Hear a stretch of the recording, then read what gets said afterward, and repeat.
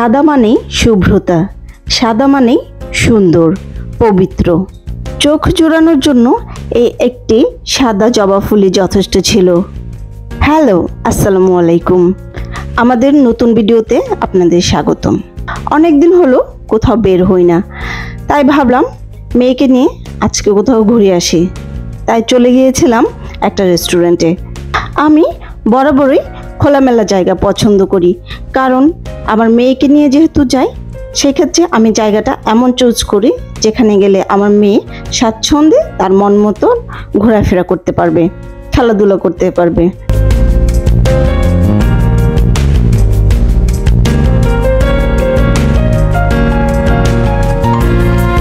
চারপাশে পানি, পানির উপরে রেস্টুরেন্টটা। যদিও এখন পানি কম, ভরা অবস্থায় আর এটাকে দেখতে আরো বেশি সুন্দর লাগে।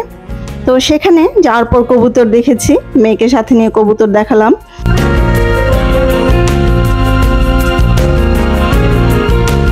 মেয়েকে কবুতর দেখানো শেষ হয়ে গেলে সিঁড়ি বেয়ে চলে গেলাম দোতলায়। মেয়েকে কোনোভাবেই কোলে রাখা যাচ্ছিল না, সে নিজেই সিঁড়ি বেয়ে উপরে উঠতে চাচ্ছিল, তাই আমিও তাকে সাথে নিয়ে হেঁটে হেঁটে চলে গেলাম দোতলায়।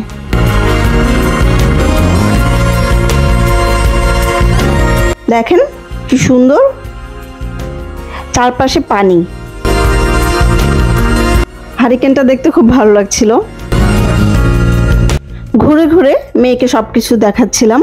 সেখানে একটা পাখি ছিল, সেটা ধরার জন্য মেয়ে ওখানে যেতে চাচ্ছিল, কিন্তু তার আগেই পাখি ফেরত। আমরা খাবার অর্ডার দিয়ে সেখানে অপেক্ষা করছিলাম কখন খাবার আসবে। এইদিকে সন্ধ্যা হয়ে গিয়েছে। সন্ধ্যার পরিবেশটা যেন আরো বেশি সুন্দর লাগছিল, ভালো লাগছিল। এত সুন্দর ঠান্ডা ঠান্ডা বাতাস, খোলা হাওয়া, আমাদের মন জুড়িয়ে যাচ্ছিল। খাবার খাওয়া শেষ করে আমরা বাসায় ফেরার জন্য রওনা দিয়ে দিয়েছি। তখন সেখানে লাইট জ্বলছিল অনেক, লাইটগুলোর ভিতরে পরিবেশটা আরো বেশি স্নিগ্ধ লাগছিল।